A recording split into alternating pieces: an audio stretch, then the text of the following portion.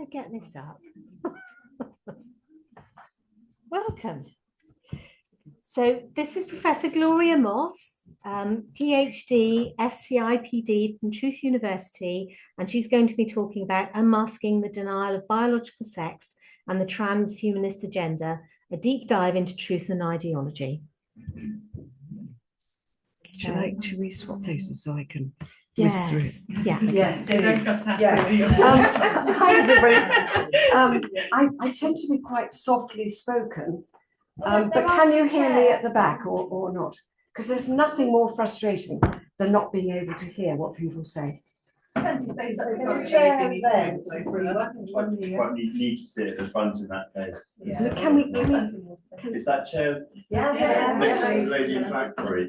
Yeah, I mean, move forward if you can. Well, I don't want to block anyone's view. So let's next to you. Of course. Can you hear me at the back? Or you can. That's fantastic. I mean, there are some audiences where it would be good not to be heard with this kind of information, but I think this audience is not going to fall into that category. So I'm absolutely delighted to be here today. Thank you, big thank you to Kathy for suggesting that I come and share some information that may be very helpful for all of those of us fighting the gender ideology agenda. And of course, it begins with the Supreme Court ruling. 5 judges unanimously agreed that the terms women and sex in the Equality Act 2010 refer to a biological woman. That's the key word, biological woman and biological sex. And their shared biology, this is their words, leads to shared disadvantage and discrimination. And that often gets forgotten, and I'll pick up on that today. What I'm going to cover today in the relatively short time we have is the landscape pre and post that landmark ruling, which we're all so delighted, aren't we, with that ruling? What would we have done without it? And then I'm going to go into the reality of biology and sex difference, and something that's not often discussed. In fact, in the journey of over 20 years that I spent personally researching biological sex difference, affirming cognitive sex difference, I was one of only 2 researchers in the whole of Britain on that journey. And it was swimming with the sharks, I have to tell you, for that 20-year period. And I'm going to then talk about the transhumanist agenda, which arguably the gender ideology agenda is there to segue into. And then finally, concluding remarks, what are the priorities in fighting this ideology? I suggest creating new books for children and removing, as you are, inappropriate ones. And the area that's forgotten, because we're having to defend the fact there is biological sex, tackling the discrimination arising from sex differences alluded to by the Supreme Court ruling. Can you hear me at the back? Please don't hesitate to say if you can't. Is it okay? Okay, so why am I here? You might ask. A bit about me there. We're all the products of our pasts, aren't we? And so after formal education, I spent many years in industry as a training and development manager, trying to put right toxic organizations. Strong interest in organizational psychology. And then it was this interest in sex, biological sex, that took me into academia in the 1990s, early 2000s. And I worked my way up to being a professor of management and marketing in mainstream British and French universities. Why French? my first degree, I'm very proud to say, was in the humanities, the very area they're trying to vilify today, pushing everybody into STEM. No, my first degree was in French literature, largely. That's what I wanted to do for 4 years. And then I diversified and went into academia as a management marketing expert, researching cognitive sex differences, their importance for marketing. And then I moved into best practice leadership when things got too hot in the area of cognitive sex difference. But they didn't like the research on leadership either, best practice leadership. So that took me out of mainstream academia. And I'm involved in trying to do the impossible, and that's transforming academia. Truth University website, www.truthuniversity.co.uk. And with that hat on, I write about hidden history and problems with the judiciary and so on and so forth. I know the academic system well, as does Diane, who's with us today. So what have I done? About 70 plus peer review journal conference papers, about 250 articles for the media, and 8 books. It's, you know, you're never at a loss as to what to do at a weekend. Lovely covers of some of these books. Some of the 8 books are here. Yes. If you go back on the top line, it's got org, psych, sex and design. That sounds fascinating. Could you? Where's that? If you go back to screen, org, psych, sex and design PhD. That sounds very interesting. Well, that was I didn't want to bore you with because we're time starved today. Started with French degree. Yeah. I loved medieval French literature. You won't hear many people say that. So off I went to do a master's in medieval studies, and then I focused on fascinating. I could talk for hours about that. And then I went to the London School of Economics and studied human resources, and particularly interested in organizational psychology, which is looking at organizations through the lens of psychology as either aberrant, which they very often are, organizations, toxic systems, or healthy. And I'm trying to move toxic organizations into being healthy organizations. But you're always working behind the scenes and sort of feel a bit like a puppet master, moving people in the right direction. I could talk for hours on that. I don't often, but I could. And then my PhD was in, it was focusing on websites. And I'll talk a bit about that later. I compared the websites created by males and females. Okay. And so that informed the PhD. And I also looked at the impact of nationality and personality on web design creation. Thank you. Thank you. So some of the books, some of the 8 books, one of them, Kathy's very kindly put out at the back, Why Men Like Straight Lines and Women Like Polka Dots. That's a fun book. And the serious version of that is next to it, Gender Design and Marketing. Essentially saying, if you know your market, you know the sex that you're targeting, then you can be really quite clever and learn the science of how to target colors, shapes, themes, what have you. A book on personality design and marketing, extending that idea. Time is short today. So then my book on leadership, which would transform our world. They didn't really want that. Productivity would skyrocket if we have the definition of inclusive leadership that I've got in this book, which includes empathy as one of the competencies. It's magic. And there are some fantastic British organizations profiled in this book that are actually practicing this miraculous form of leadership. again, no time today to go into that, unfortunately. A book on critical thinking. I wrote that because I think this is the silent tool, maybe many of you agree, with which we can transform our world. Critical thinking, cut out of a lot of schools, only appears in 2 places in the national curriculum, one of which is art and design. And then, so that book on critical thinking is at the back, 1 copy, just so you can see it, published by Truth University Press. If you've got budding authors here, please talk to me, because we'd love to publish work that extends the boundaries of knowledge. And another book published by Truth University is this one, The Dark Side of Academia, written by the secret professor. I leave you to guess who that might be.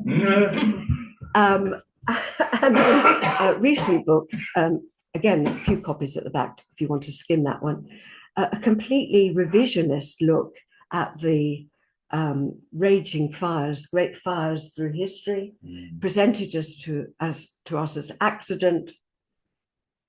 The book suggests otherwise, including the Great Fire of London, no accident. And it also takes a deep dive into plagues, again presented to us as a tragedy, bubonic. The book suggests completely otherwise, in a way that links plagues very much to COVID, subject for another day. So, what was the landscape pre-Supreme Court? So our last speaker said that the agenda we're dealing with has been pushed for the last few decades and maybe longer. And I would like to suggest it goes back at least to the 1940s.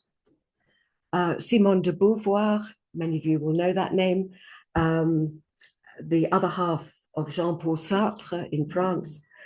In her landmark book, The Second Sex, she wrote, one is not born, but becomes a woman. Already then, 1949, the idea that we are socialized into being females. And she wrote, a man is in the right in being a man. It is the woman who is in the wrong. So this agenda started way back. And then I saw some photos of Simone de Beauvoir. Can you see these photos?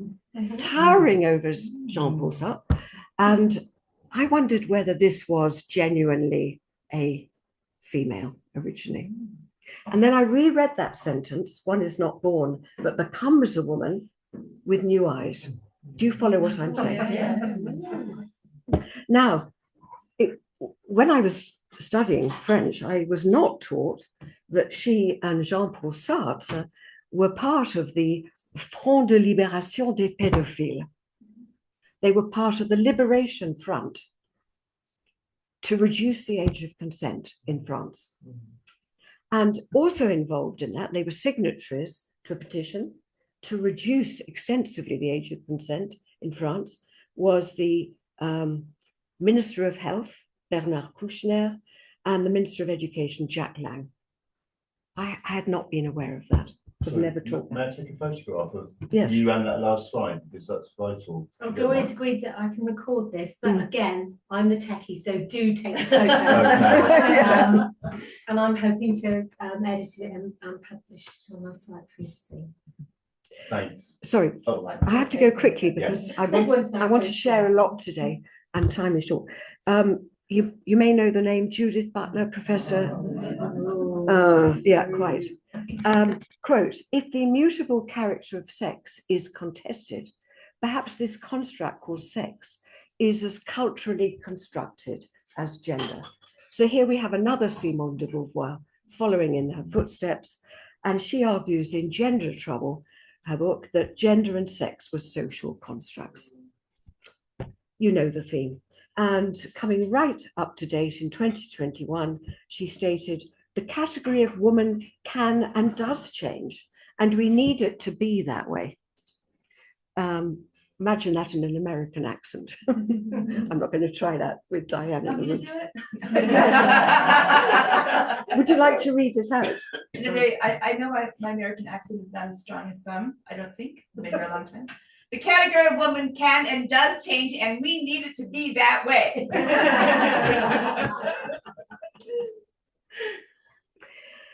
And it, of course, in this very brief overview of the socialization view of womanhood, we come up with Martine, as she is called, previously Martin Rothblatt, The Apartheid of Sex. Are you aware of this book, 1995?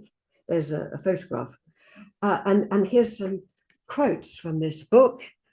The genitals don't determine your sex. You can choose whichever gender you want. There is a gender fluidity that crosses the entire continuum from male to female. Separate male and female genders. You cannot, because they are constructed fictions in her view. So that was 1990s. At the same time, we had in Britain, Burr, 1995, telling us that identity originates not from inside a person, but from the social realm internalized. So you see the theme, it's the socialization of people that makes them men or women. And so reality can be just a set of subjective experiences, just like the emperor's new clothes in these people's mindsets. Now, there was one voice that was different. This was Essex University, professor of sociology, quite extraordinary to have this view emerging, I think, from a professor of sociology, Ian Craib, Essex University, who penned an article in 1997. Listen to this, social constructionism. That's what we're talking about. All these views are social constructionist views, the views that who we are, male, female, is a product of socialization. That's social constructionism. Ian Craib wrote an article, Social Constructionism as a Social Psychosis. Take that in. And he died just 5 years later at a very young age, 57. I leave you perhaps to form possible conclusions about that. He was a lone voice in sociology, I would suggest. And meanwhile, universities, and forgive me for just mentioning those on the other side of the Atlantic, all of these universities are complicit in this social constructionist agenda. University of California, for example, in 2018, advertised options for young women wanting to be men, including having their reproductive organs removed. And they call that gender affirmative care. And we could spend time on this slide. I mean, big funders in the US are the Pritzker family, who fund a lot of these universities' work. And when you have more leisure to look at these slides, I would really recommend that you look through that. Back on this side of the Atlantic, we could quote so many universities, but I just pulled out this one, King's College London. They call themselves KCL today. I don't know if you know of this case, Dr. John Armstrong. He submitted a proposal for ethics approval in order to find the views of athletes and volunteers on the question of when males should be allowed to compete in the female category in athletics. Very important question. And he did this on behalf of a number of members of the organization UK Athletics. Members approached him to ask for this research to be conducted. After that organization, UK Athletics, refused to survey grassroots membership or elite athletes. So he put his proposal forward, as one does before embarking on research, to the ethics committee at KCL. And guess what? KCL ethics committee rejected the proposal on the basis that it was guilty of misgendering. And the Human Resources Department was asked to contact him and guide him in rewriting his proposal. Quite shocking, I think, but that's where a lot of academia has reached, and I see Diane nodding. The Lancet, journal with a very high rating, academic rating. Back in 2021, the editor-in-chief, Richard Horton, allowed a cover to be published, which, I don't know if you can see it, it's those, had those words on the left. I'll read them out. It said, historically, the anatomy and physiology of bodies with vaginas have been neglected. He sanctioned that cover. I'll just repeat, historically, the anatomy and physiology of bodies with vaginas have been neglected. Well, there was a bit of an outcry at that description of women. And what did he do by way of an apology? He said, I apologize to our readers who were offended by the cover. But he went on to say, transgender healthcare is an important dimension of modern healthcare. An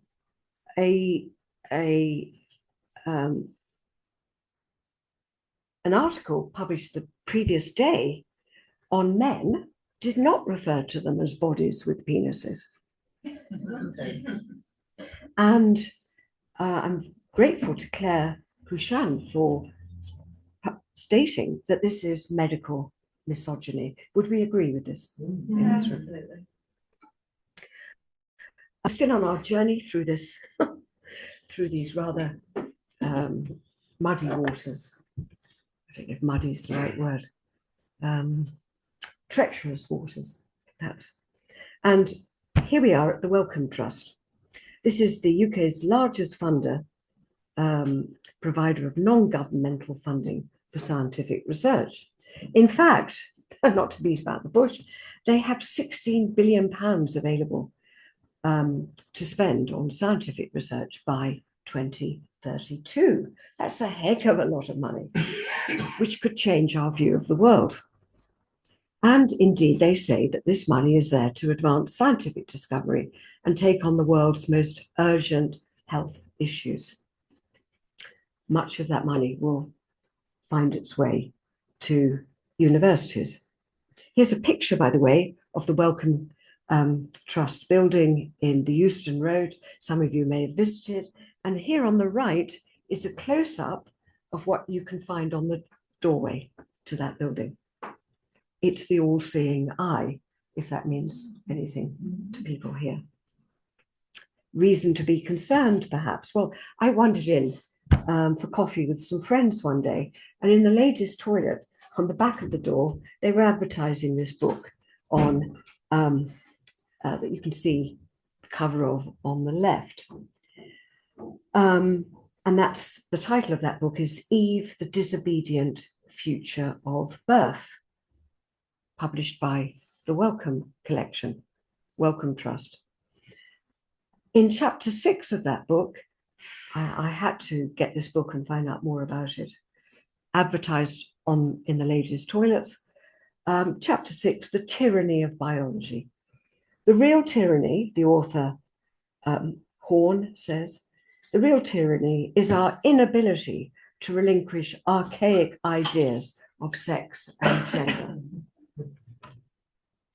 The view that there are only two sexes, it writes, is so entrenched. And the idea that artificial wombs could be used to redress gendered inequity in reproductive labour is compelling. Well, when I showed this to Kathy, what did you say, Kathy? I can't remember. Well, you were shocked. Oh yeah, absolutely shocked. Yeah. You were really shocked. I thought it was really cruel as well, because you said there were a couple of young women milling around looking at the books, potential women who were thinking of having a baby, already having their ideas changed, you know? There was a whole table with books of this kind. I went back and looked at all of them. Here was another one on the table. After the storm, postnatal depression and the utter weirdness of new motherhood. The utter weirdness of new motherhood. And that book refers to the alienation, desperation, and exhaustion that women experience after that. I mean, such a negative gloss being put on the very activity that ensures that we're all here. You know, what can I say? So this is pre-Supreme Court ruling, which J.K. Rowling has dubbed TERF v. ED. Now, not everybody has responded in that way. Dame Angela Eagle has described the ruling as catastrophic. And there was an email exchange published in the Daily Mail between her and other MPs asking if they were up for a meeting. They were all up for a meeting, all these MPs, Chris Murray, Steve Race, Chris Brand, for a meeting to follow up and see what they could do about this catastrophic ruling. Incidentally, I've recently done a deep dive into the Fabian Society, and very much big thank you to Diane for allowing me to publish an article on the Fabian Society on UK Column. It's outstanding, really, take a look at it. Really, it's very good. Thank you. Well, essentially, all of these MPs, with the possible exception of Steve Race, well, certainly Dame Angela Eagle, Sir Chris Brand are staunch members of the Fabian Society, which created the Labour Party. And the Fabians have an agenda for New World Order, destroying national culture, and a eugenics agenda. And, oh, I'll come to this later, the Fabians also have a transhumanist agenda. So Ginny was saying different pieces of the jigsaw all tie together in the end. This is what we discover.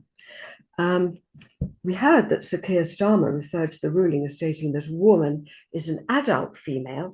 Indeed, yes, but I'd like to have seen personally the word biology in that statement. I quite like to see the word human.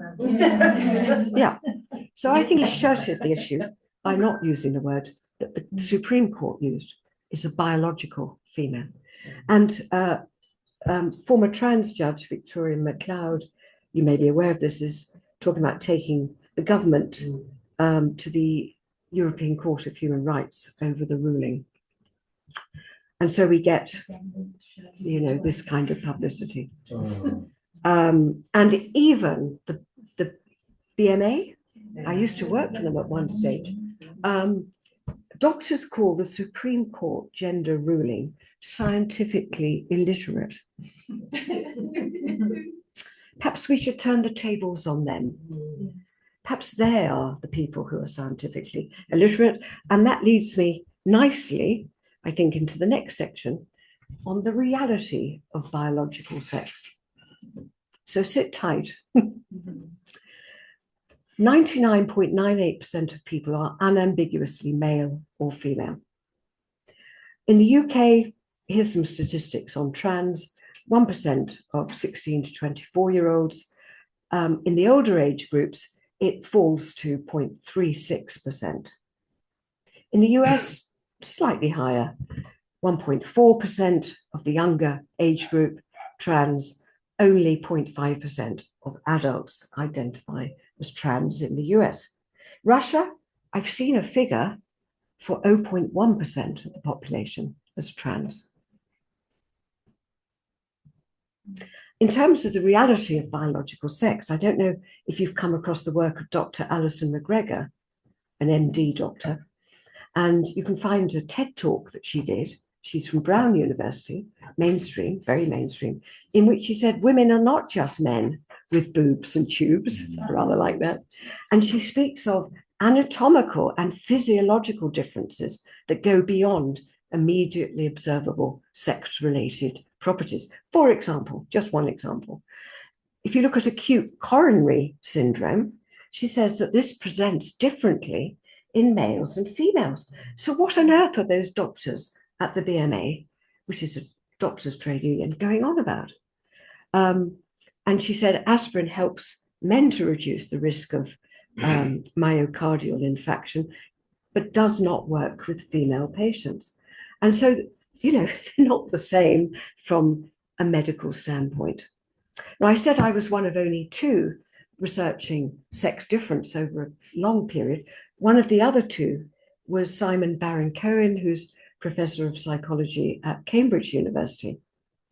And his book, 2007, entitled The Essential Difference, he describes a study he was involved with his research team. Listen to this. He said, I don't know if you found this, Kathy, in your experience, that one-day-old boy babies fixate more on things than people, whereas one-day-old girl babies fixate more on people than they do on things. And he said that the differences were statistically significant. And they found also that the female babies respond more empathetically to the distress of others than do boy babies. So he was documenting here differences in babies from one day of age. And I had to meet him. So I arranged a meeting at the British Library. And I said, what do the sociologists say to this finding of one-day-old babies behaving, boys and girls, differently? And he said, oh, the sociologists argue for differences on the womb, influences on the womb, on the babies in the womb. So we've talked about medical differences. Let's focus now on the five senses, because a lot has been written on that subject. And if you want to follow up, I recommend a book by Professor Geary, Geary, which is focused exclusively on that. It's published by the American Psychological Association, and each chapter deals with a different one of the five senses. So let's begin with hearing. Are you going to dispute that this is not the case, people out there? Girls have 11% more neurons than boys in the brain centers that control language and hearing. Females are more sensitive to noise than males. Males can tolerate sounds 8 decibels louder than females. Females can distinguish between a broader range of emotional tones. For example, crying, where you could see the potential evolutionary advantage to this difference in hearing. I'm keeping this short because time is limited today. Touch, another one of the senses. People with smaller fingers, tend to be females, have a finer sense of touch, according to the Journal of Neuroscience, 2009. Smell. Females outperform males on tests for identifying scents. That's interesting, isn't it? Apparently, in women's brains, there are 43% more cells and almost 50% more neurons in their olfactory centers, especially in reproductive age females. Why? Could it be that this helped females identify their babies from their smell? And there's some really quirky research on attraction that physically attractive men, however you define that, one measure is whether their bodies are symmetrical, that they emit a particular odor which can be picked up by females. Quite interesting stuff there. And taste. Apparently, women have a more acute sense of taste than men. They have more taste areas, fungiform papillae, and more taste buds on their tongues than do men. A Danish study, a very large one, just under 9,000 children, found that boys needed food to be at least 10% more sour or 20% sweeter to achieve the same taste detection levels as the girls. And females of reproductive age taste flavors more intensively than do younger females. So are we going to say, we've looked at 4 senses, that there is gender fluidity? You can select where you are? I don't think so. These differences, well, just having looked at the evidence how men and women manifest respond to drugs, for example, or how differently their four senses are configured, would suggest that these differences are hardwired, would you say, from hearing this? Is that an appropriate word, hardwired? Yep. Well, let's move on to the fifth sense. And I've left this last because this is the subject on which I focused for probably a little more than 20 years. And I'm just going to share lots of pictures so you can sit back and enjoy the pictures, I hope. But just some facts to start with, and I'll add to these as we go on. Men have more cells for tracking objects, and they have more skills at distinguishing moving objects as well. And those two correlate. They have superior 3D vision. And I'll say later that may be linked to the fact that on average, men's eyes are spaced further apart than women's, about 5 millimeters further apart. Gives them better 3D vision. By contrast, women have more P cells for identifying objects, and women have better object location memory. All of this is well attested, not only from our experience of cohabiting spaces with males, but also from the psychology literature. All of these facts are very well attested in the psychology literature. As also the last point on this slide, that women have superior color vision. Let me illustrate. No man has more than 3 color pigments, but a proportion of women, and some American researchers put this at 50% of women, have a 4th color pigment. Does that matter? Going from 3, the maximum that men have, to 4 color pigments, what a goodly proportion of women have. I would suggest, yes, it does matter if you look here. This table shows the number of colors that you perceive based on the number of color pigments you have in your eyes. 3 color pigments, that's what men have. You will see several million colors. 4 color pigments makes you tetrachromat as against trichromat. That will give you access to hundreds of millions of colors. And now we understand all those jokes about women being fussy about the color. They can't make up their mind. It's just they see more blooming colors. Now, let me share some of my own personal findings over the journey. I traveled in shark-infested waters for over 20 years.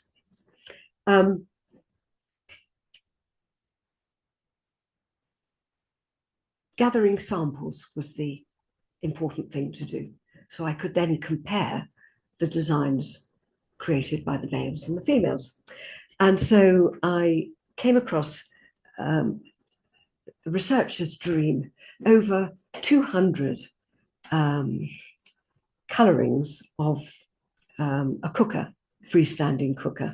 This was, why on earth would you have this, you're asking? This was part of a competition run by a local newspaper, inviting children to color in these New World cooker freestanding gas cookers.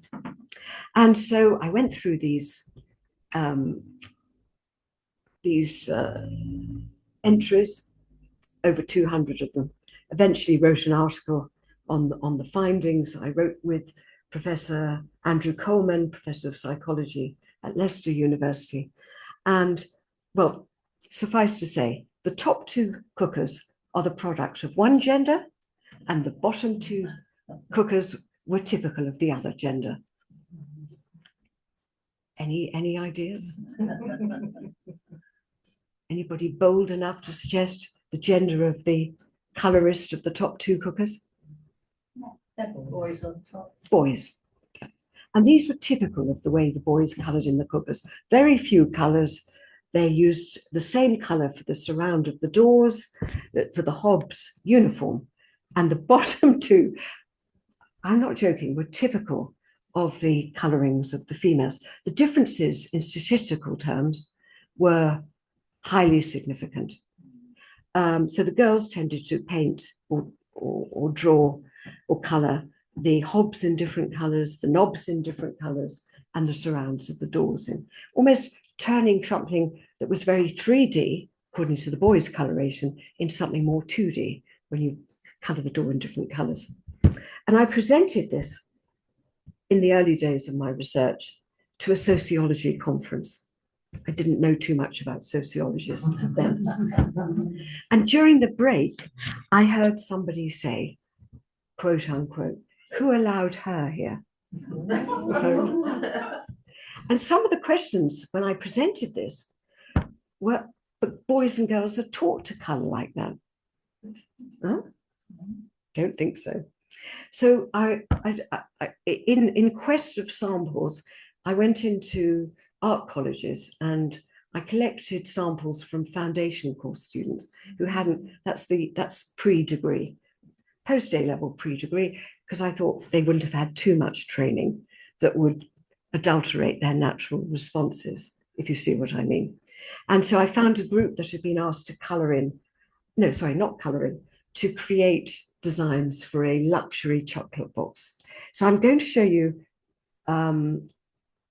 the designs created by 8 students, 4 males, 4 females. Here we go. Oops. The 2 on the right were by one gender, the 2 on the left by another. Any guesses?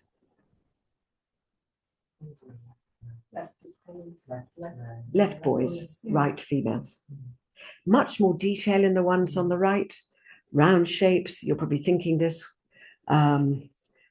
Organic theme, rose on the right-hand side. Left, more 3D, more regular typeface. Here are the other 4 from the same sample. I haven't lined them up in the same way. Top right, male. Top left, female. Bottom left, male. Bottom right, female. And then I embarked on a study, which is fairly complex, in which I asked third parties to compare these, the male and the female, to elicit the respects in which they may differ. And this is the graph that arose from that work. And pink, forgive me for using pink, denotes the characteristics that these third parties perceived in the female created designs.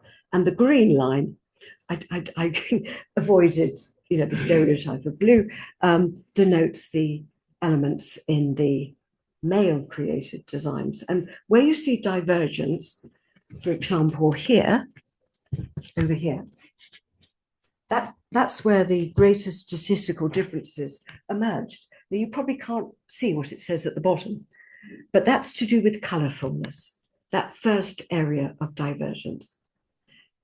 Confirming what you might have been thinking anyway. The next area of divergence, where you can see my finger pointing, that refers to linearity, the extent to which the shapes are rounded or straight. And then the third area of divergence refers to the technical appearance. And so this experiment, the statistics were off the wall in terms of the differences, as statistically significant as you could expect to ever find. Do we still believe in gender fluidity? Here was another sample. I went into St. Martin's School of Art. This is the totality of the samples. I've lined them up again, one gender on the right, one on the left. The brief was to create a camera for children. And the ones on the right were the work of the females, and the ones on the left, the work of the males. And that came in quite handy because I was asked to do some work for Canon cameras. They didn't know why their Instamatic camera, which was shaped a bit like the one on the top left, wasn't selling to the main market, that of women. So I presented them with an image that, this sample. And they then came up with a camera that was rounded in shape. I'd like to think that this may have steered them in that direction. Moving on, more pictures. A local swimming pool I used to go to. The signage was, as you can see on the left. I liked it and made inquiries about the designer, not only of the signage, but of the building, beautiful building. I could talk about that for a long time. It was a female. What do we notice? Overlapping boundaries. The way out isn't within one particular element of that. It's a bit wacky, bright colours. All of that was taken out of this beautiful swimming pool area and replaced by what you see on the right-hand side. What do we observe? A dark colour, formal typeface, all the wackiness has kind of disappeared.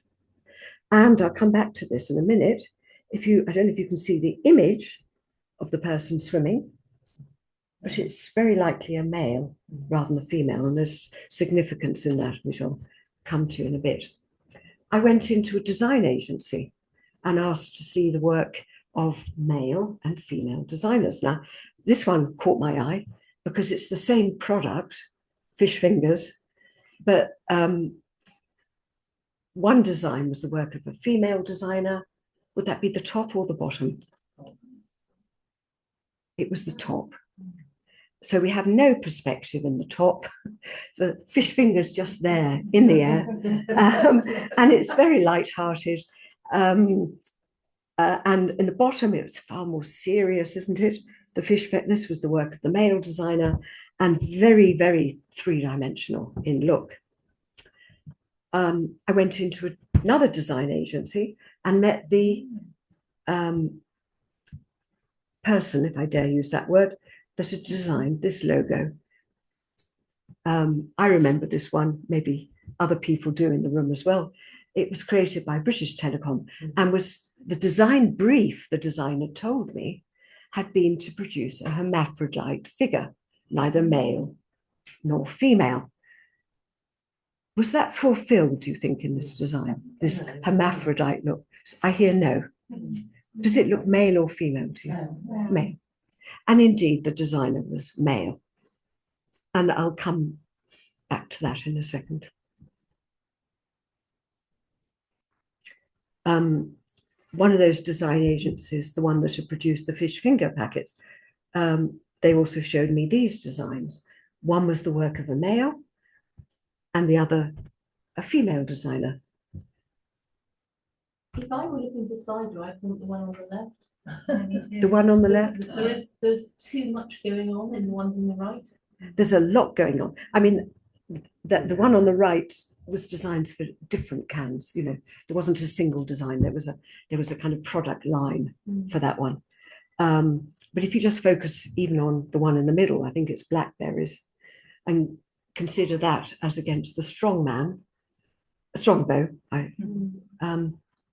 Well, the one on the left was the work of a male designer, and the one on the right, female designer. And you might notice the regular typeface on the left, the square shape underneath the helmeted man, the theme of death, well, you might say that's a given with strongbow, but no really bright colours in the way that you find on the right.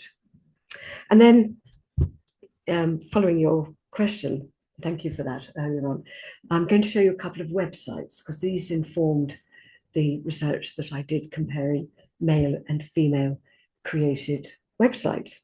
And I did this while I was working in a Welsh university, and I undertook this research with a wonderful statistician, Dr. Rod Gunn. His idea of a good bedtime read was the latest book on statistics, and not to send him to sleep. Fantastic man, Dr. Rod Gunn. And so I found a rich sample of male and female created websites on the Oxford University websites. Students often created their own website. And so we analysed the websites, and I'm going to show you two websites that were typical, a bit like those cookers, of male and female website design. So here's one that's typical.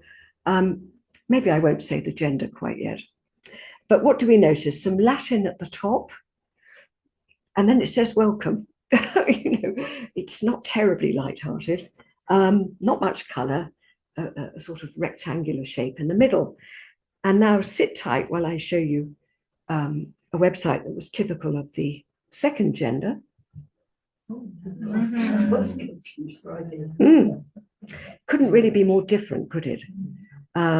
Very informal, even in the language, random stuff. These are undergraduates at Oxford University. No straight lines. All the lines have curved ends, organic fishes informing the imagery, a plethora of colours.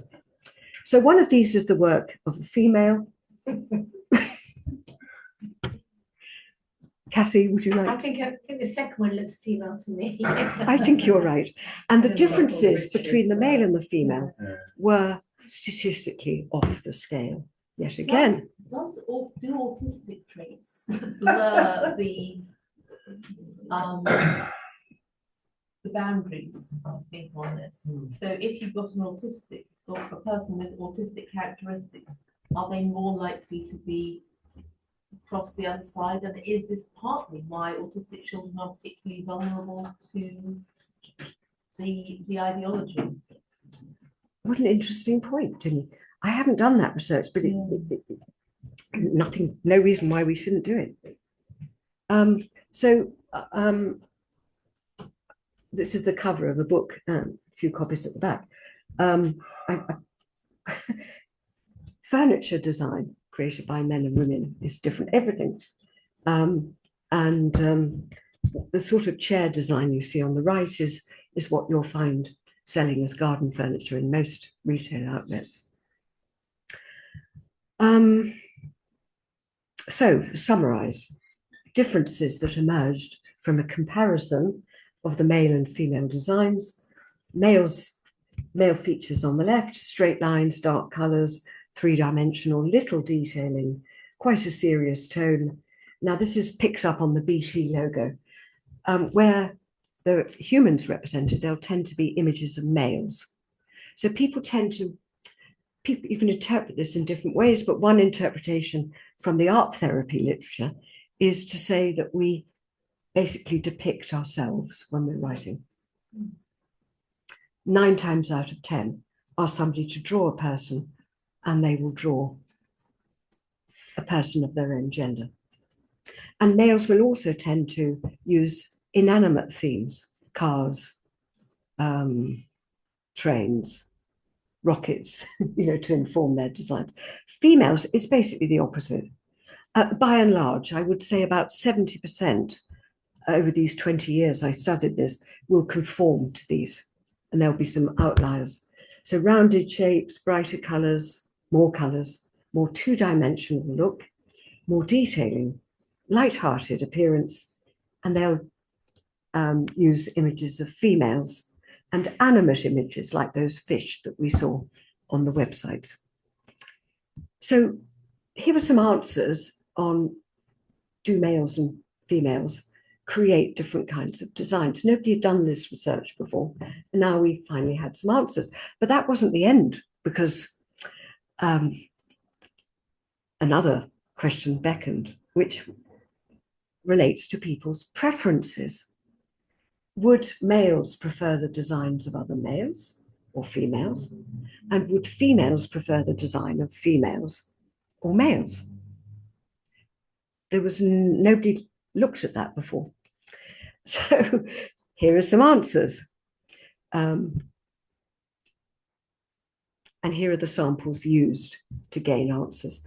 It was Christmas, and here were 2 Christmas cards that were using outdoors type themes. The card on the left was the work of a male artist, and the card on the right, you guessed it, was the work of a female artist. Lots of overlapping boundaries, irregular typeface on the right, a rather wacky tree, not realistic, not remotely three-dimensional in character, whereas everything on the left, you might agree, is really pretty three-dimensional and has quite a few males depicted in that image. So I asked unsuspecting children and adults to tell me which one they preferred. And here are the results, Blue Peter style.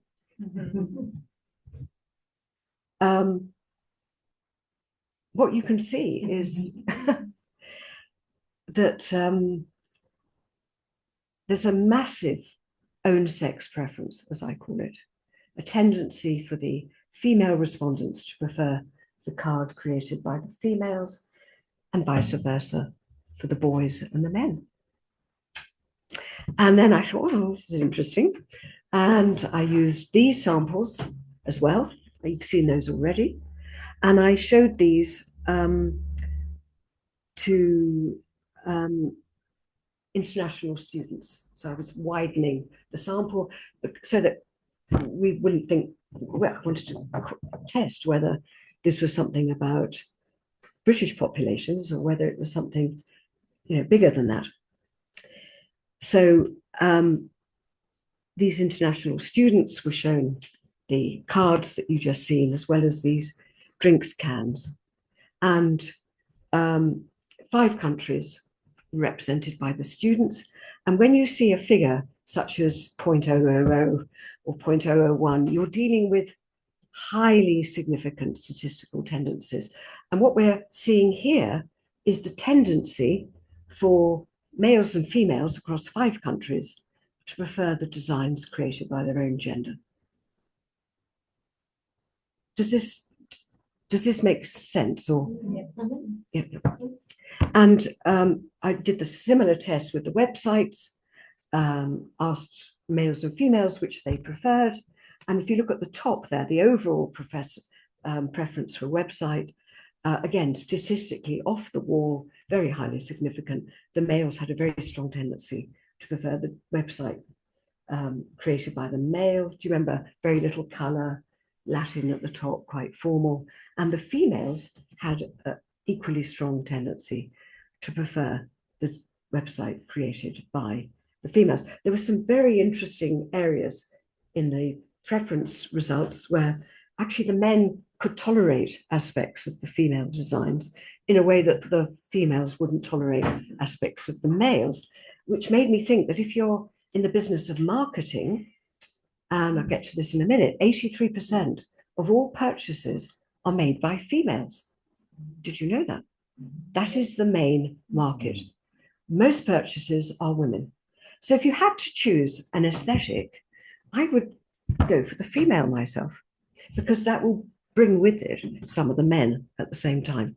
Now, you might be asking, is this nature or nurture, the big, big elephant in the room? Well, far be it from me to conclude on that. But if you go into the psychology literature, as I mentioned earlier, there's an awful lot of evidence of visuospatial differences between males and females. And in fact, a professor of psychology, Diane Halpern, said that the visual is the sense with the biggest gender disparity of all the 5 senses. And indeed, this is what you'll find in the psychology literature, that there's a tendency for males to be more field independent than women. That's to say, they'll look at a stimulus independently of its environment. Example, a near neighbor of mine, Hungarian, is very proud of the new car he's bought. I live in an arts and craft area, very arty, crafty houses, hedges, garden gates. And this Hungarian, very proud of his new car, resembles a truck. Enormous wheels, red in the middle, with yellow to complement that in the middle. It stands out like a sore thumb. But that would be a very good example of field independence. He hasn't considered whether this fits into the arts and craft environment. And he asked me, did I like it? And so I just pointed to my little white car and I said, well, I just like to have something small that fits into the environment. I left it at that. Men have superior spatial rotation skills, and that may be because men's eyes are spaced further apart. They have better targeting accuracy, again, because of that. But they also have larger eyes, obviously, and women have better object location memory. That may be related to the fact that women have more P cells for identifying objects. Men, as I mentioned, have skills at detecting moving objects, and that may be because males have more cells for tracking objects. When we get to colour, a significantly higher proportion of men, 8%, are colourblind as compared with 0.5% for women, and that's maybe related to the fact that this colour blindness manifests on the X chromosome, and women have two, so they're more likely to bypass this than men with their single X chromosome. And then we talked about trichromatism as against tetrachromatism, 3 versus 4 colour pigments. And do you remember I said going from 3 to 4 colour pigments is big, it's not minor. So we're peeling off the onion skins. We're asking, is this nature or nurture? I'm suggesting that nature has a big part in this. Why?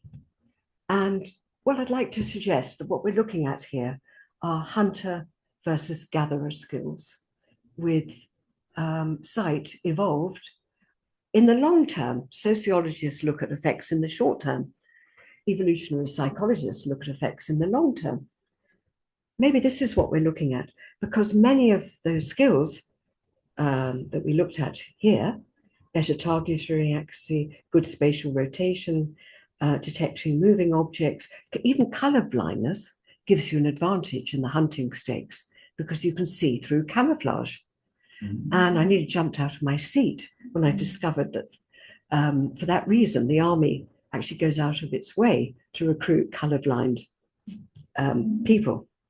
And so maybe this was nature at work. We human beings operated a system of division of labor as between hunters and gatherers for something like 99% of human history. And so women were gathering berries. They needed good color vision. They needed to be attuned to round shapes. They needed to look at detail to find the berries. Men didn't need good color vision. The less, the better. And they needed very good targeting accuracy. So now we've got some answers. And I would say that men and women don't perceive the world in identical ways. As I said, Diane Halpern, she considers that variations in the visuospatial abilities of males and females amongst the most robust and persistent of all the cognitive sex differences. And she was somebody who denied sex difference, but she changed her mind when she looked at the evidence.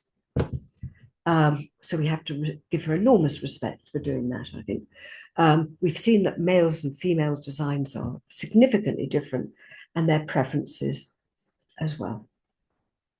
So I'd like to suggest sex is intricately hardwired, and that males and females cannot change their sex, that hunters and gatherers have different wiring. And so will they actually agree? If we can accept this, then a whole new series of problems emerge. If you've got a hunter and gatherer in the room deciding on, what sofa to buy, it can become quite problematic, to say the least. And it can become problematic in the marketing field, where because most senior designers tend to be males, the vast majority of web designers are males, they will impose their preferences on commercial design. And that's in a marketplace where, as I said, 83% of purchases are actually made by gatherers. And so there's commercial implications for understanding whether the Supreme Court is right or not. If they're right, which I believe they do, they are right, then my goodness, the commercial implications are enormous. And we're talking money here. Let me show you something that Marks and Spencer's produced for Valentine's Day in 2014. The marketing literature said, lavish your loved one so that she is lost in romance. And this is what they were presenting on Valentine's Day. Grey coasters and flowers in a sort of grey, very dark grey. Was that the best they could manage for Valentine's Day? I suspect this was the work of a male designer doing what he liked, but he wasn't putting on another pair of spectacles and imagining what the purchaser, oh no, the purchaser would be a man, you're thinking. So they're thinking about what the purchaser might like, but they're not thinking about what the end user might like. Because the industry is not on this page, despite my best efforts.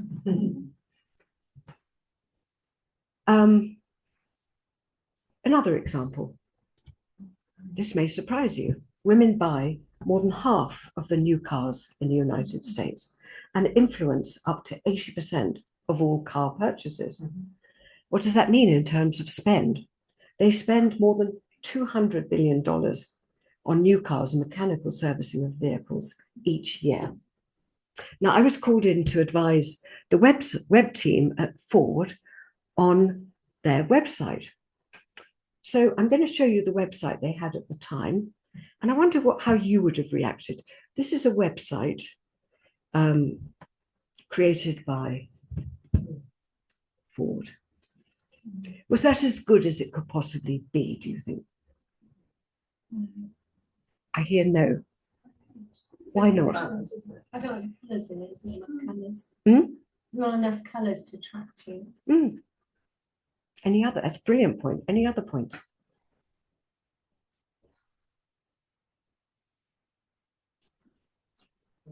No people. Just inorganic. Do you remember what I said about themes earlier on? And in fact, I won't go into spend too much time, but there's a website called Alexa where you can see various things about the demographics who are looking at your website. And when I looked at the Alexa page for Ford, it was to find that the audience for that website was largely male or predominantly male. How do they know? Good question. I don't know, but they Isn't a self-selecting thing? Because otherwise, so people could be ticking the box. I guess I don't know how they do it, but they have these demographics for every website. So essentially, Ford was not attracting the audience with the spend. And this is what we find throughout industry, I found, that designers, web designers, predominantly male, are designing for themselves. And the same in the advertising industry. So there are big implications for business. There are big implications for history. For example, who were the artists behind cave paintings and cave sculptures? Well, art history books will tell you that they were the Michelangelos of the time. They were men. But actually, if you look at the gender of the sculptures, and here's a couple of examples I'm sure you've seen, very rounded ladies, they're nearly all statues of females. Do you remember what we said about people tending to depict people of their own gender? There are hundreds of these Venus figurines, hardly any figures of men. And there are more expressions of life than of violence. That's another theme that I found in comparing male and female graphic expression. There are depictions of pregnant animals. There are a peaceful portrayal of dangerous adversaries, for example, felines, cave bears. And the shapes are round. And were you aware that in many of the caves they found small ochre red handprints, such as this? Female hands rather than male hands. Female or children? Or children's. The artists are messing around with the pigments. There are many, many of these handprints in many of the caves. And in Peshmerga, male in France. You've probably seen this image. It's a famous image of horses. And I can't help but feel that and maybe you feel too, having seen all these images, that the round shapes and the number of dots, the detail, marks this out as female created work. Probably because they haven't got any spears in them either. Any nice straight spears going in them either. No violence, no. And implications for history. Maybe those paintings were born of a matriarchal society. And what I've read is that if we look at Egypt, the matriarchal period ran from prehistory until the rise of Osiris in about 3000 BC. That was at the tail end of the Neolithic period. And until that point, until they worshipped Osiris, a male god, there was goddess worship. But then the Mesopotamians invaded Egypt. These were people with a concept of kingship and a male deity. And so we saw gradually a paradigm shift from matriarchy to patriarchy, which was complete in Egypt by about, one has to be very careful with Egyptian chronology, by about 1570 BC. And I'd like to suggest that what we are living in now is a very extreme version of patriarchy, with even denial of the existence of biological females and their different way of behaving and perceiving the world. That's where I think we are historically. And what are the implications of this denial of the uniqueness of the female? Well, we could be here for a long time talking about that, but I've just pulled out 3 elements. Firstly, it blocks female talent because it's the other, it's different. So a lot of the very typically female artwork is downgraded. I did a study comparing A-level and degree results and found that at A-level, where most of the assessors are female, the girls scored higher marks than the boys. At degree level, where most of the assessors are male, the males achieve more first-class degrees than female. And then this denial of the female biology, the uniqueness of females, runs counter to nature. And thirdly, and by no means least important, it segues to transhumanism. So I'm just going to say a few words about these 3 elements, and then maybe we can have some questions. So denying female biology, does it block female talent? Well, again, nobody had actually come up with a statistic on the proportion of paintings in the National Gallery in Trafalgar Square that are the work of females. Well, I happened to do that. I just counted all the paintings of the catalogue that's on the website. And this is what I found. 99.5% of the paintings in the National Gallery are the work of men. Only 0.5% of the paintings in the National Gallery are the work of females. Oh, people say women didn't paint. I say, go to the Museum of Women in the Arts in Washington. It's chock-a-block full of magnificent art from at least the 16th century. And what I suspect is happening, because even if we go to the Museum of Modern Art in New York, modern art, still women's work on display is only 5% of what is shown to the public. And I suspect what's happening here are many, many things, but not least the fact that traditionally collectors of paintings, the people with the money, tended to be men, and they would deselect the women's work because, as I found in my studies, men prefer the work of men and women prefer the work of women.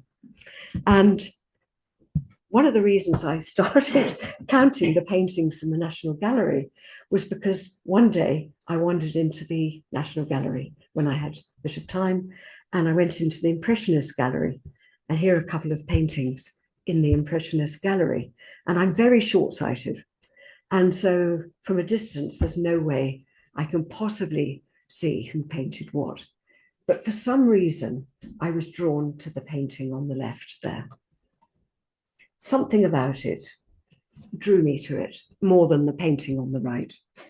And when I went up close, it was to find that the painting on the left is the work of Berthe Morisot, female Impressionist painter, sister-in-law of Manet, who was the artist responsible for the painting on the right-hand side.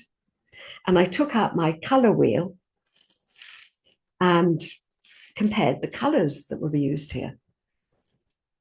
And what did I discover? I found that the colors on the left are all close by on the color wheel, the blue, the turquoise, the green. Whereas the colors used by Manet, the blue and the orange, are what they call complementary colors, opposite, conflicting on the color wheel. So this goes deep. And I said there are implications for nature as well. Not only at how nature has configured human males and females, but how they've configured other species too. So think of the peacock, for example, that displays, the male displays these magnificent feathers to the female. And if you look up close, as I've done in the image on the right, you can see it's full of detail. You've got a round and rounded shapes, round shape with a circle within that. So could it be that the preferences that I've documented in the human also apply in the world of birds? And who knows, beyond birds. I haven't got time to go into this, but I started getting interested in birds' nests, only to find that, would you believe it, most birds' nests are built by the female bird, and they use organic material to build their nests. So the goldfinch uses fine grass blades and moss. I always like that when I see that word. And it blends in with the environment. We've seen that before when we said that women are more field dependent. They look at stimuli in relation to the environment around it. The great tit, their nests are built by the female, and they use a thick layer of moss. Now, there's only one bird species, apparently, that is solely responsible for building nests, and that's the house wren. And they build in the hollows of houses, barns, and other buildings. So they're not building with organic material. And then there are those nests, this is really quite funny, built by males and females. And so the house martin, where both genders are involved, their nests are made of lumps of mud. Nothing as soft as blades of grass and moss. No plant material is used. And the house sparrow, listen to this, the nest is a large, untidy, spherical structure. Its outer wall never being tidied up. So much for the word of birds. If we just dip, excuse the word, briefly into the world of fish, I couldn't believe it when I saw the amazing construction that the pufferfish, a single male pufferfish, creates to lure the female to mate with him. What do you see there? Rounded shapes, a massive detail. And if on this link, you can actually see the formidable pufferfish creating this amazing, beyond amazing structure. So maybe the hand of nature is behind these differences.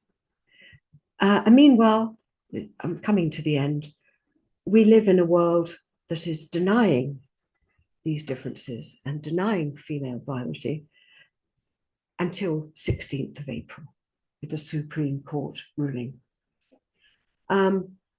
People are still trying to find a way around that. And what's happening here? I think we do need to ask the question, why is this happening? What possible reasons could there be?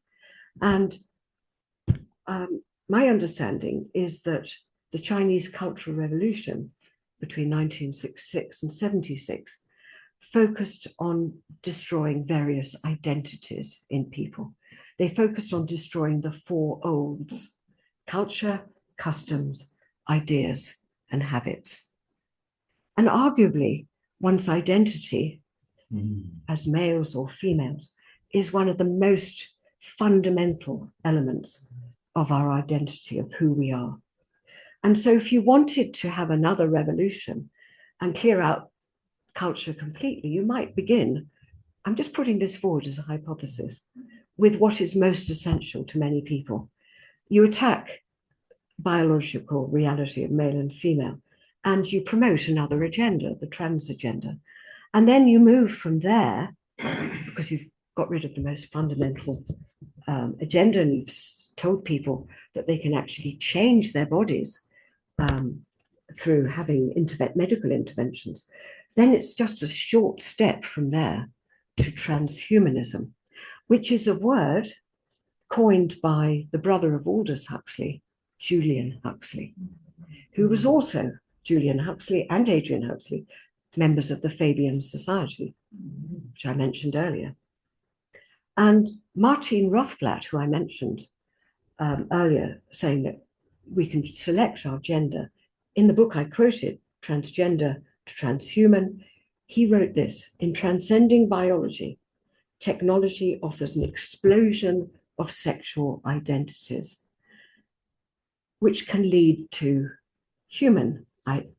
which can lead to transhumanism and hybrid human computer species. Is that somewhere we want to go? I don't know if you've come across Alex Collier, American commentator, who claims to be a contactee from the Andromedans. So we're becoming a bit woo-woo at this point, but we're open to all opinions, I think. Listen to him speak here. We've got the link there. He describes humans as genetic royalty. And he says that once you capture a soul in a mind matrix, which you do with transhumanism, the whole soul group across the universe is captured, across all dimensions.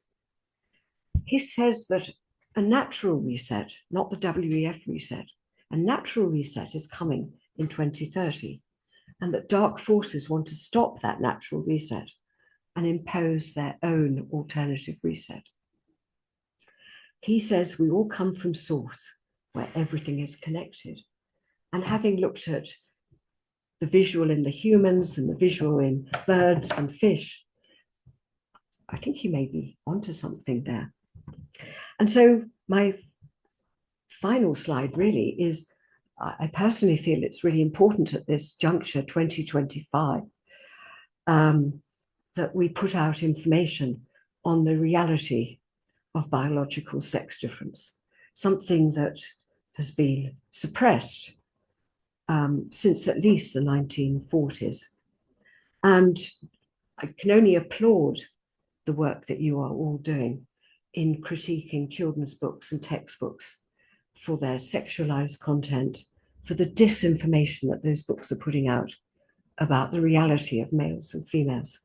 And I must also point out from my own research that the disinformation extends, I'm sure you're all well aware, way beyond disinformation about males and females to every aspect of the curriculum.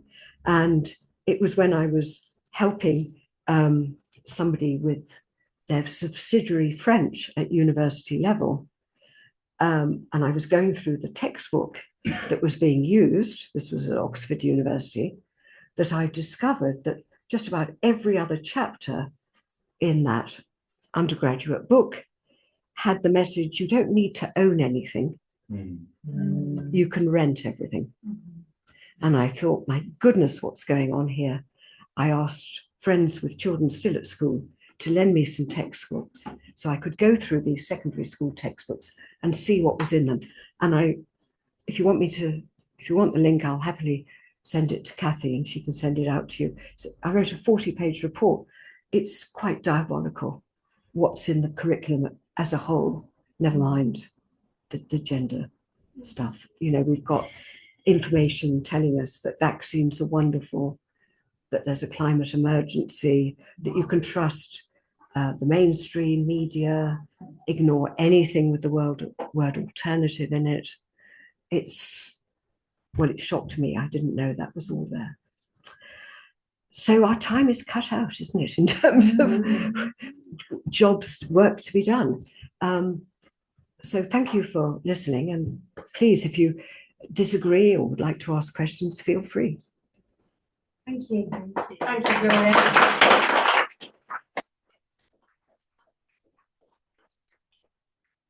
I wanted to add one thing to the whole imprinting of the brain.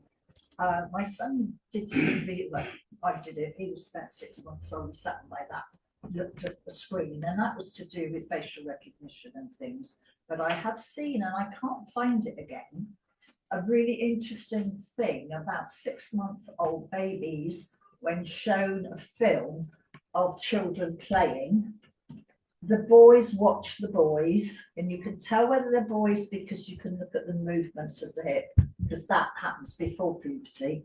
The boys watch the boys 2/3 of the time, and the girls a third, and the girls watch the girls. So that is in there at 6 months of age, and they can tell where they're looking because they put lights on their eyes and they can see what these babies are looking at. And I saw that, but I haven't been able to find it. Fascinating. So that's corroborates, if you like, Oh, the one-day-old yeah, study Testosterone is by such a powerful Simon Baron-Cohen, where he found that the one-day-old boy babies fixated more on boys. Yeah, well, it carries on. Obviously, you need to do that because that's your role models. You know, girls have to learn how to be as girls. Well, that's so important. And, you know, we're having to fight the notion that women are not of separate, sex.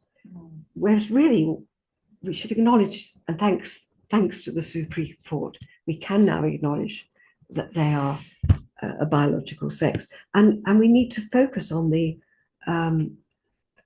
discrimination that arises from that. We've been derailed, haven't we, into focusing on something else for so long. I know that there's a study on babies when their mothers have severe postnatal depression, they stop making eye contact with the baby. And female babies aren't disturbed by it, but boy babies become extremely stressed that their mothers stop making eye contact with them and keep crying to get the eye contact from their mother. Whereas the female babies are not as disturbed by it. And that's an actual study as well. I did my root of 3, showing how they were affected. And that's something you observed? No, so it was research that they did on very depressed women, postnatally. I suppose it's good to have the evidence that of these biological differences, but when you're looking at the preferences, etc., it's actually been used for the various reasons, hasn't it? Because it's people saying, well, because I don't, I'm not typical, male to prefer male art or designs or those preferences, and so they can use that to say, well, that means because I was born in the wrong body, I'm actually meant to be a woman. So it's, although you're saying it's proving one way, it's actually then being used in the wrong way. Yeah, it can. Of course, it can be used in wrong. And I did say that I've observed these differences in about 70%, not 100% of, it doesn't cover everybody, and it doesn't mean that if you don't conform to what I've presented that there's anything aberrant. But if we deny it, then we deny it from a lot of people, and a lot of female talent, in so many fields, is denigrated because it doesn't match the male paradigm. And a lot of women feel obliged to change themselves so that they do match the male paradigm. Example, leadership is a very good example because I've done a lot of research on leadership. What the literature maps very clearly is a different style of leadership on the whole by men and women, very different. Male style is more top down, women's more distributed style of leadership. And those are the styles that they prefer to be managed by as well. But there was an American researcher called Eagley who said that until women reach a majority situation in either a company or a country, the way to success will be by aping the behavior of the majority.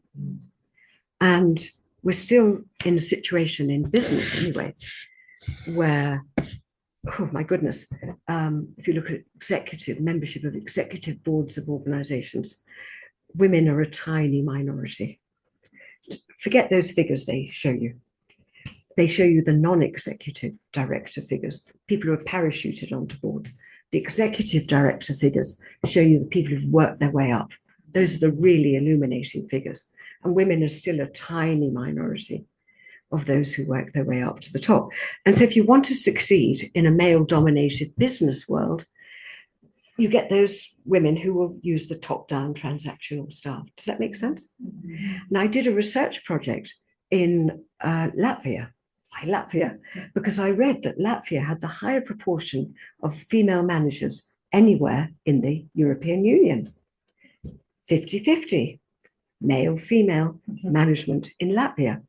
So off I went with a couple of others to help me, and we did in-depth interviews. Extraordinary. The women could be female, if you understand what I mean. They could be their feminine selves, if you like, in Latvia. And when we asked people, do you experience discrimination? And we were interviewing some fantastic, business leaders, the editor of the main newspaper in Riga, extraordinary people, publishers. They didn't know what we were talking about when we said, do you experience discrimination? And it's partly because Latvia has a history of, men going to war and women being left in charge of farms and other things. So, Sorry, I just want to make one more point. yeah, please. Yeah. I'm just afraid I'm taking up too much time. Sex is the binary. Sex is almost the only binary in nature all the way through, right? It is a binary, full stop. But all those characteristics you're talking about, they are all bell curves. So we've always got a few women who have, and they are the ones that have been kept away from engineering, medicine, whatever. And then we've always, and I mean, I'm a liberation feminist because the things that women tend to be good at are so badly rewarded compared to the things that men tend to be good at. A good carer is worth their weight in gold. And that is much more of a feminine feature. So, that's why we do have to fight for women who are masculine and men who are feminine to have access to the things that they can do well as well. That's such an important point. And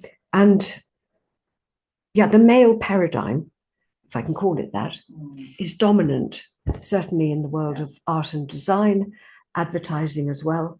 Advertising probably still tries to bring in more women, but they're going to have a very difficult time in that world of advertising, not least because they'll be measured against success criteria that come from the male paradigm rather than the female paradigm. And what we need to do is open up the paradigm, make them visible. Currently, these paradigms are invisible, if that makes sense.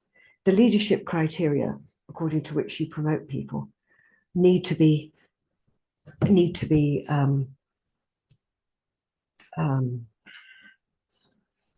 visible. Otherwise, people will be assessed. Again, I did another study on this one. On paper, this was in a situation where they were recruiting a vice chancellor of a university. The HR team had created leadership criteria that was a female head of HR, so no surprises. They'd created criteria that were more female type leadership competencies than male type competencies. And so, and most of the recruiters, the people undertaking the interviews were men. So I interviewed the men and asked what competencies they were looking for in the leader they were appointing. Now, you might have thought they would quote me back the criteria, the competences that have been provided by HR, which would have, sort of more distributed type of leadership. No, what they quoted back to me was transactional, male type leadership paradigm competencies. And so, yeah, that shows that quite unconsciously people can fall back on innate preferences unless, and I come in with my training background, those innate preferences are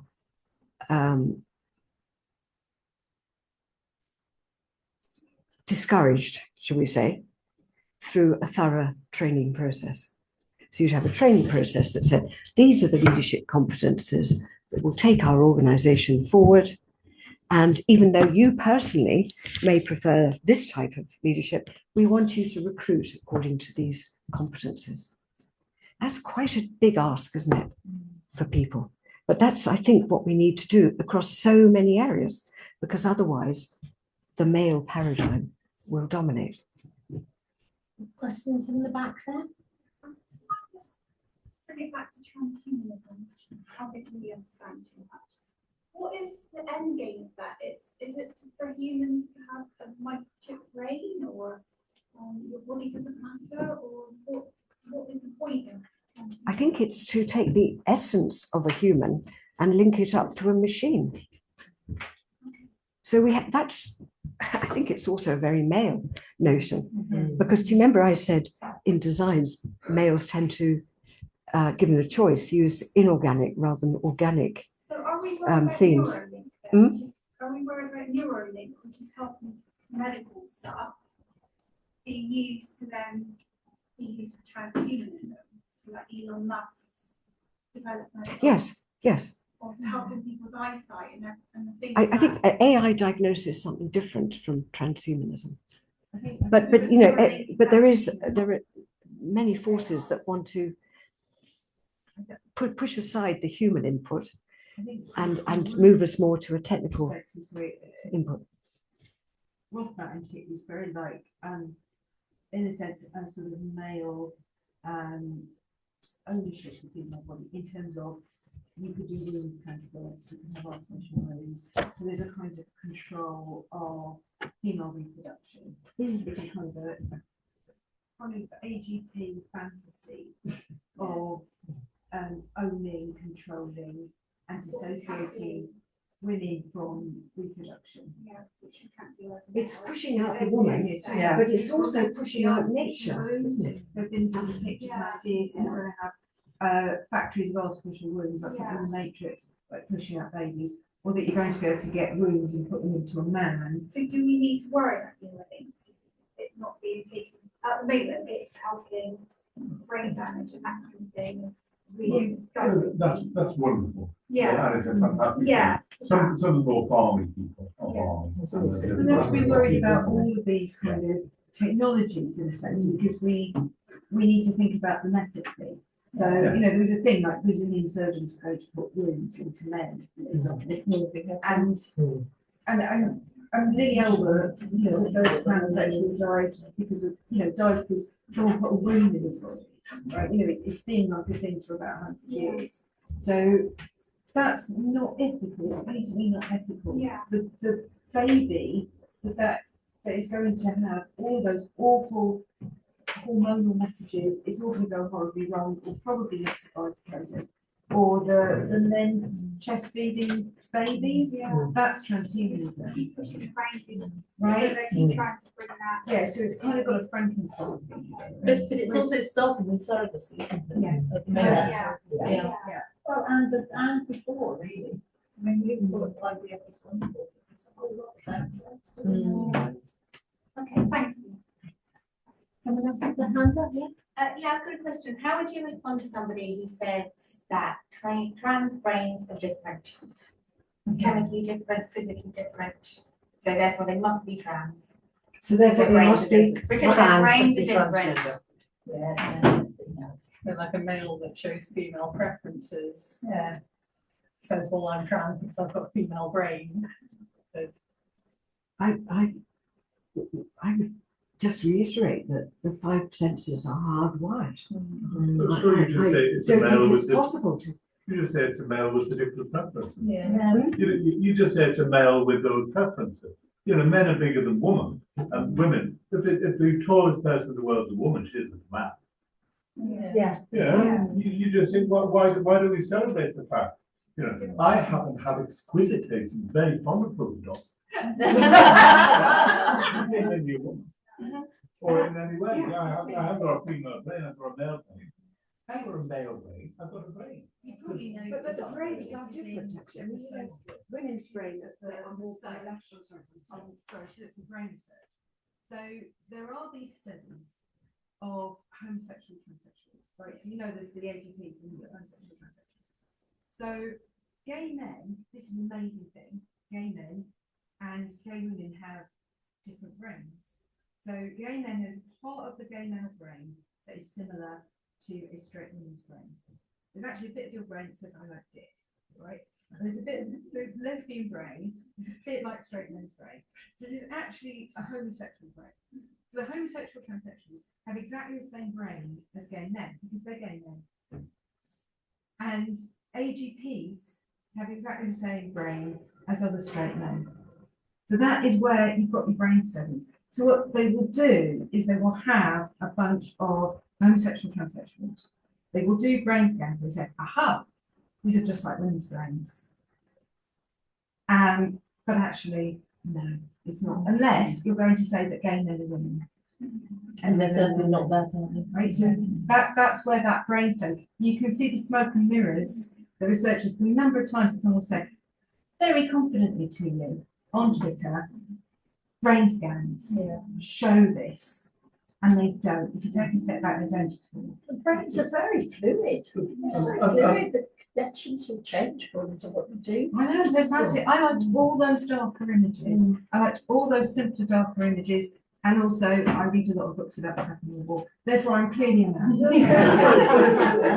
It's fundamentally reductive, isn't it? Yeah. So with the brain studies stuff, if I went in and they did a brain scan and showed I've got a brain which is more characteristic of a certain proportion of gay men and a certain proportion of trans, people who think they're trans, then they could say to me, well, you're a woman. Well, so then the whole idea of gender identity disappears because it's used.